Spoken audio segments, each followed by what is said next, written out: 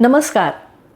अर्थकथाच्या पुस्तक, विस्तक आणि बरंच काही या सदरात आपलं स्वागत. आज जे पुस्तक मी वाचणार आहे, त्याच्याविषयी बोलणार आहे, ते आज विलक्षण वेगाने घडणाऱ्या जागतिक घडामोडी आणि प्राचीन संस्कृती लाभलेल्या देशाशी निगडित आहे. पुस्तकाकडे वळण्यापूर्वी थोडासा लेखिकेचा परिचय सांगते. प्रसिद्ध प्रवास वर्णनकार मीना प्रभू यांचं हे पुस्तक.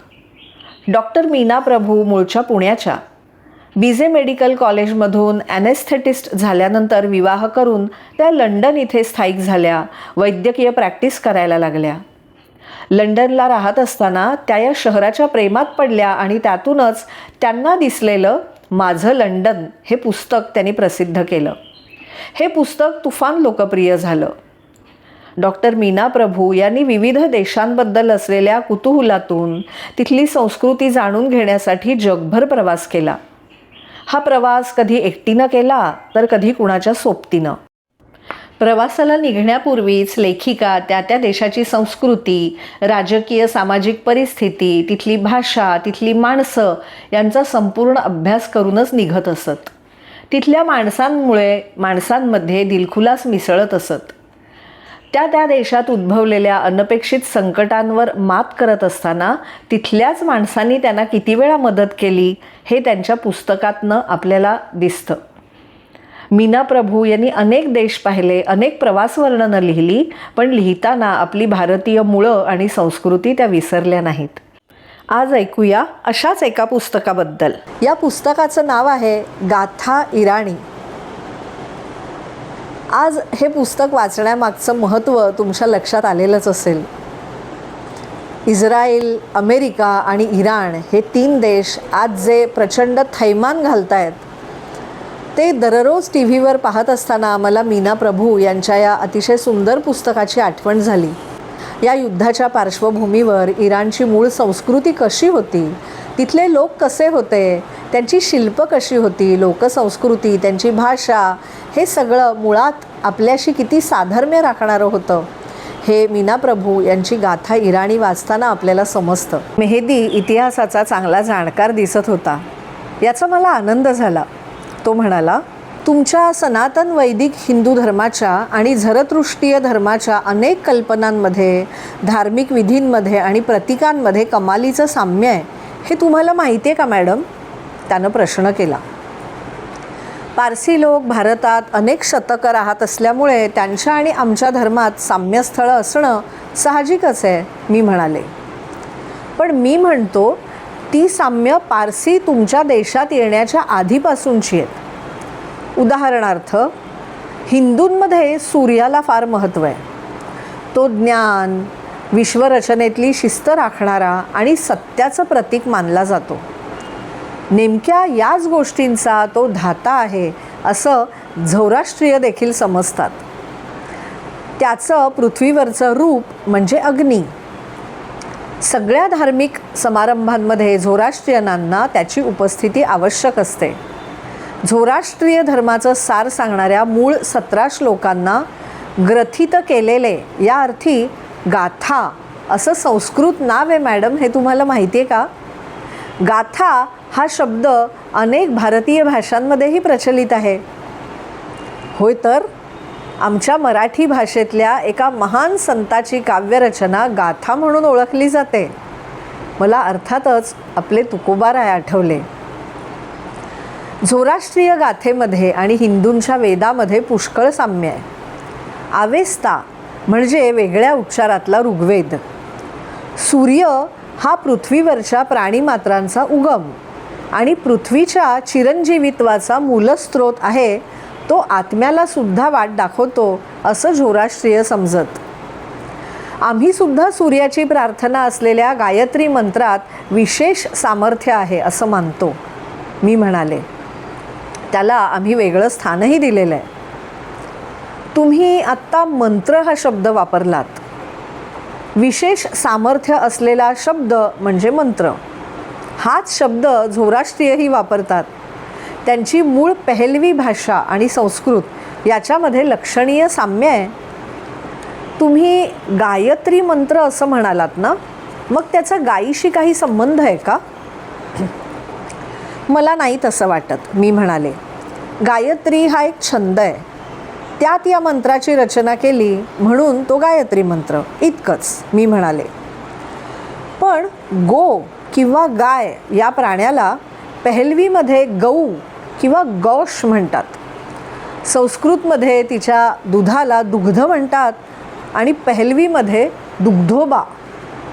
झरतृष्टाची आई दुग्धोबा नावाची गवळण होती, तिच्यावरून हा शब्द प्रचलित झाला आहे. गाईला तुमच्याकडे समृद्धी आणि वैपुल्याचं प्रमाण मानतात आणि झोराष्ट्रीय तिला सगळ्या दीन दुबळ्या गरीब जीवांचं आणि दुःखी पददलितांचं रूपक समजतात. यातलं कुठलंच साम्यस्थळ मला माहीत नव्हतं. आता ऋषी हा शब्द घ्या. भवितव्य जाणणारा ज्ञानीपुरुष म्हणजे ऋषी असं तुम्ही म्हणता ना. मग झरतृष्ट स्वतःला रेशी म्हणजे वैदिक ऋषी असं म्हणवून घेत असे. मी अधिकाधिक विस्मित होत होते. आपल्या 2 महत्त्वाच्या शब्दांची मात्र उलथापालथ झाले बघा. तो हसत हसत म्हणाला, देव आणि असुर. झोराष्ट्रियांच्या अवस्थामध्ये देवा म्हणजे दुष्ट दैत्य आणि आहुरा म्हणजे न्यायी सज्जन. देवा आणि आहुरा, दैत्य आणि न्यायी सज्जन, ही भलतीच उलटापालट. आहुरा माजदा हा शब्द तिथूनच आला का, माझा अंदाज बरोबर. पण न्यायप्रिय आहुरांना तुम्ही वेदांमध्ये अन्यायी असुर केलत. आहुरा असुर. यावर आम्ही दोघंही हसत सुटलो. डॉक्टर मीना प्रभू प्रचंड धाडसी. एकतर इराणसारख्या कट्टर मुस्लिम देशामध्ये त्या एकट्या फिरत होत्या आणि तशातही इराणमधला जो मूळ पारसी धर्माचा सण नोरूज किंवा भारतात आपण ज्याला नवरोज असं म्हणतो, तो सण साजरा करण्यासाठी त्या एका इराणी घरामध्ये जाऊन राहिल्या. टी व्हीवर आता सर्वोच्च धर्माधिकारी खामेनेई भाषण देत होते. नववर्षाच्या शुभेच्छांसोबतच सर्व इस्लामी राष्ट्रांनी एकत्र येऊन पाश्चिमात्य नतद्रष्टांचा नायनाट केला पाहिजे असा संदेश त्यांनी दिला. तुला सांगू मीना, आमच्या देशाची गंमत अशी आहे की त्याचं डोकं धडाशी जुळून कधीच नीट बसत नाही. खाली धड असं फिरलं तर डोकं तसं फिरतं. घट्ट बरणीचं झाकण फिरवावं तशी हातांची हालचाल करत डॉक्टर अरबशाही मला सांगत होते. आमचं सरकार या बाजूने जात असेल तर जनता त्या बाजूला वळते. त्यातून सध्या त्यांच्यात खूपच तफावत आहे. आम्ही मुस्लिम आहोत, हीच आमची ओळख. तोच धर्म श्रेष्ठ, कारण तो माणसाला सुखी करतो. आमच्या कट्टरपणामुळे आम्ही एकत्र राहू आणि पाश्चिमात्यांना धडा शिकवू, हाच आता आमच्या देशाचा बाणा झालेला आहे. त्यासाठी जनतेला, विशेषतः बायकांना कितीतरी जाच सहन करावा लागतो. हो ना, पोशाखाबद्दलचा अनुभव मी घेतेच आहे की. नुसता हिजाब कटकट आहेच, पण माशाद आणि कोममध्ये चादोरसुद्धा सक्तीची आहे. तिचे दुष्परिणाम मी तुला सांगायला नकोत. बायकांना कायम दुय्यम स्थान. त्यांनी पुरुषांच्या मागूनच चालायचं. नवरा किंवा नातेवाईक सोबत हवा, परपुरुष चालणार नाही. खोमेनीच्या काळी बायकोला बाहेरगावी जायचं असेल तर नवऱ्याची लेखी परवानगी लागायची. हा शेवटचा काच मी ऐकलेला नव्हता आणि म्हणूनच त्यांच्या देशात मी एकटी फिरते आहे याचा धक्का सगळ्यांना बसलेला मी पाहत होतेच. आताही समजा स्त्री पुरुष बरोबर असले, विशेषतः तरुण, तर त्यांच्यामागे कसा ससेमिरा लागतो याचा अनुभव तुम्ही घेतलेला असेलच. रोज 5 वेळा नमाज पढायचा. त्याला कोणी फारसा धूप घालत नाही ते सोड, पण हेरासतमुळे सरकारी नोकर वरवर नियम पाळतातच. तुला गंमत सांगतो, ते हसत म्हणाले. पूर्वी आम्ही घरी प्रार्थना करायचो आणि बाहेर सर्रास 4 चौघात बसून दारू प्यायचो. आता बाहेर 4 चौघात प्रार्थना, तीही दिखाऊ, आणि घरी अस्सल दारू. किती प्रकारची बंदी सहन करायला लागते माहिती आहे तुला मीना? पाश्चिमात्य पगडा झुगारायचा आहे ना, मग केबल टी व्ही बंद, इंग्लिश वृत्तपत्र बंद, दाढी करणं बंद, टाय घालणं बंद, धार्मिक सोडून सर्व प्रकारचं संगीतही बंद, हातपाय दिसतील म्हणून बायकांना मैदानी खेळ खेळणं बंद, त्या बायकांनी ऑलिम्पिकमध्ये भाग घेणं बंद, पत्ते बंद, बुद्धिबळ बंद, ज्याची बंदी नंतर काहीशी उठवली. इतकंच नाही तर हाताला मेहंदी लावणंही बंद. मेहंदी लावणं बंद ते का? रंगलेल्या नखांनी नमाज पढायचा नसतो.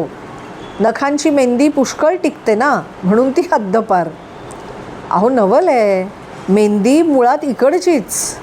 तिच्या मायदेशी तुम्ही ती संपवली, पण आमच्या भारतात ती रुजली. तिच्याशिवाय आता भारतात लग्नच होत नाहीत.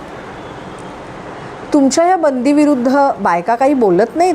त्यांना ते सहन कसं होतं? मी विचारलं. अन्याय करणाऱ्या इतकाच अन्याय करून घेणाराही अपराधी असतो, या भारतरत्न डॉक्टर बाबासाहेब आंबेडकर यांच्या वचनाची मला आठवण झाली. त्यापेक्षाही कितीतरी घोर अन्याय पचवलेत बायकांनी, पचवावे लागतायत. अरबशाही गंभीर होत म्हणाले. बायकांना वारसा हक्क किती? पुरुषाच्या 1/8. 2 स्त्रिया म्हणजे 1 पुरुष, असं त्यांचं साधं गणित आहे. शिवाय दिय्या म्हणजे ब्लड मनी असाही एक प्रकार असतो. समजा एका पुरुषानं दुसऱ्या पुरुषाला ठार मारलं आणि मृताच्या नातेवाईकांनी त्याला माफ करायचं असं ठरवलं, तर खुन्यांनी त्या लोकांना दिय्या द्यायचा असतो. जर पुरुष मारला तर $35,000 आणि बाई मारली तर त्याच्या निम्मे, आणि तेही नेहमी दिले जातातच असं नाही. हे सगळं ऐकून मला घेरी यायचीच बाकी राहिली होती. सगळ्यात वाईट आहे ती विचारांची बंदी. स्वतंत्र विचार मांडायचा म्हणजे मृत्यूच कवटाळणं. शाहींच्या इतक्या स्पष्टोक्तीनं मी चकित झाले होते. सगळ्यांना मी जे बोलतो ते आवडत नाही. मुल्लांच्या पगड्याखाली असलेले माशादकडचे लोक कडकडीत मुसलमान आहेत. त्यांना ही आजची राजवट आवडते. अहो पण ती जनतेला दडपते हे त्यांना समजत नाही का? मी उद्गारले. खरंच आम्हाला कळत नाही. गेली 1400 वर्ष दडपलं गेल्यामुळे मुक्ततेची कुठली कल्पना शिल्लकच राहिलेली नाही. पण मग यातून मार्ग काय? की हे असंच पुढे चालत राहणार? त्यासाठी जनतेनं तळागाळातनं उठून क्रांती केली पाहिजे ना. त्यांना तसा कर्तबगार नेताही भेटला पाहिजे. गाथा इराणी वाचताना आपल्या अतिप्राचीन वैदिक संस्कृतीशी असलेलं इराणचं साम्य मन मोहून टाकतं. परंतु आपल्या इतक्याच प्रगल्भ झोराष्ट्रियन संस्कृतीचा अरब इस्लामी प्रवृत्तींनी केलेला विनाश तो वाचला की मन खिन्न होतं. या पुस्तकाच्या मुखपृष्ठावर असलेली बुरख्यात जखडलेली सौंदर्यवती इराणी स्त्री पाहिली की वाटतं, भारतासारख्या लोकशाही स्वतंत्र देशात आपला जन्म झाला हे केवढं भाग्य आहे. तुम्ही हे पुस्तक नक्की वाचा आणि तुमचे अभिप्राय आम्हाला कमेंट सेक्शनमध्ये कळवा. आमचं चॅनल जास्तीत जास्त लाईक करा, आमचं चॅनल सबस्क्राईब करा आणि या उत्तम पुस्तकाचा परिचय सगळ्यांना व्हावा यासाठी या व्हिडिओची लिंक सगळ्यांना पाठवा. भेटत राहूया. धन्यवाद.